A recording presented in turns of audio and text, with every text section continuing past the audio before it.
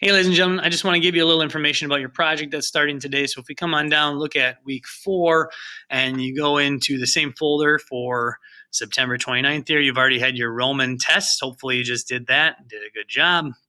But in addition to that, we've got our African project down here as well. And so we'll click on it, we'll kind of do a quick overview of the project, and then we'll look at the resources as well. So go ahead, there's two documents here, guys. The one that you want to click first is the Unit 4 project. It says 2019 behind it. It's just when the project was created.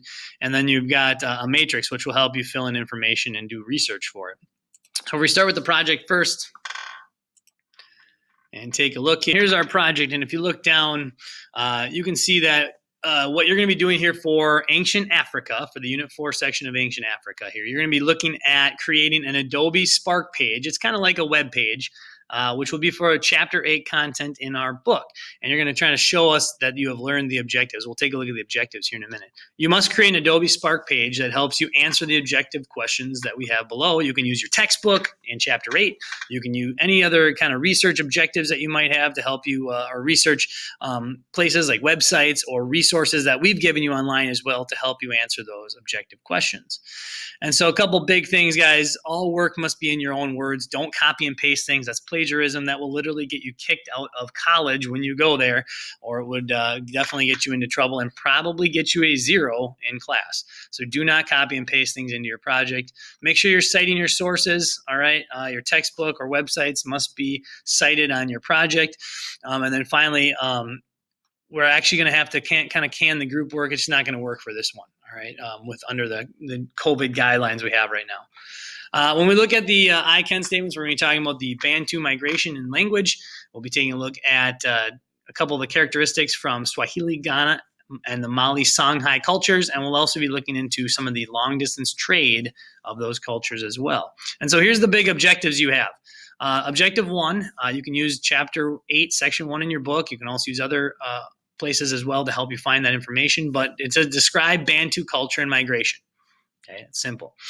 Objective 2 is to describe African civilizations, looking at their dates of power, their government types, their famous leaders, the trade goods that they had, what religion they were, and then showing us a map of them and analyzing how they interacted with each other. We're looking at 5 major civilizations: Ghana, Mali, Songhai, they're in Section 3, and Great Zimbabwe and the Swahili states are also in Section 3. All right. Your third objective is identifying and showing the effects of long-distance trade that those cultures had with each other. So with Ghana, Mali, Songhai, and Swahili states, we're looking at who were their trade partners. Which goods and items did they trade with each other? What did they import? What did they export?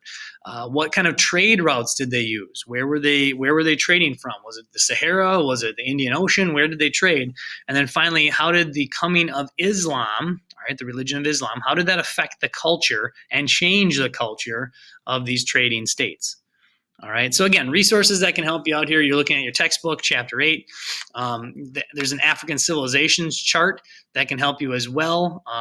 It's part of the notes it's in the resource folder we'll take a look at. There's a bunch of video clips that we put on Schoology in the resource folder to help you. And obviously you can discover some of the research on your own.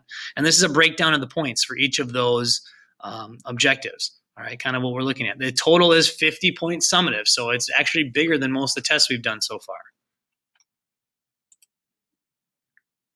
We've already checked out the project. Now we want to check out the matrix here that you have. And this matrix is going to help you do research for your project. So let's take a look at that.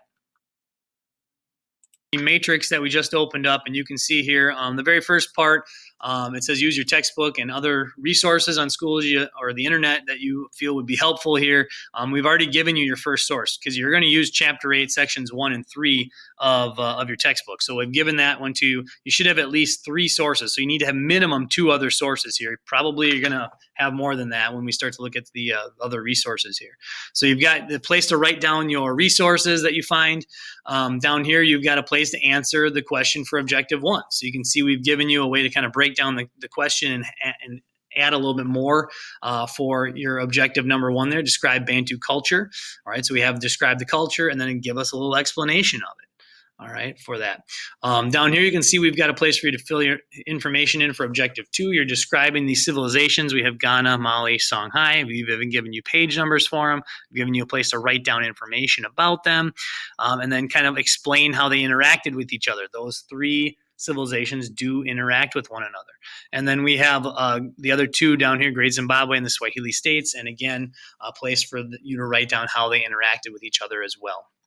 Finally, Objective 3 on your chart here, we can see that identifying some of these effects, we've got a place for you to basically write in answers here for each of these places, ideas or questions, sections, I guess you'd say, of Objective 3. So you're identifying and then talking about and explaining how they traded with each other, what they did, and so on and so forth.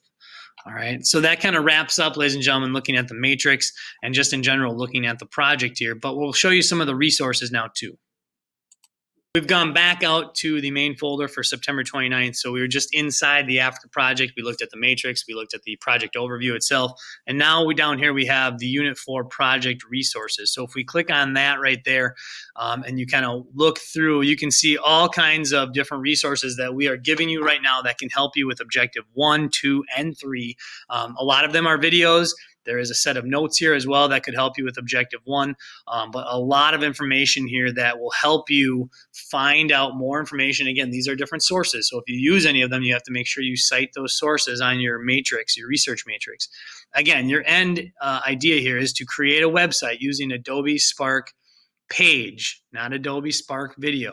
You can get any other resources other than your textbook, any other than these resources here, right online as well. You just have to make sure that you are citing those sources on your research matrix and then eventually onto your project as well.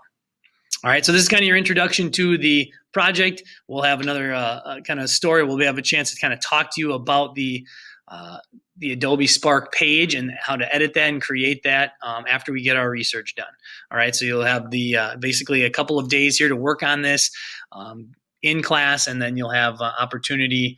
It'll be due on Friday. Okay, so good luck, ladies and gentlemen. If you have any questions, message me, email me. Otherwise, come talk to me in class. All right, good luck.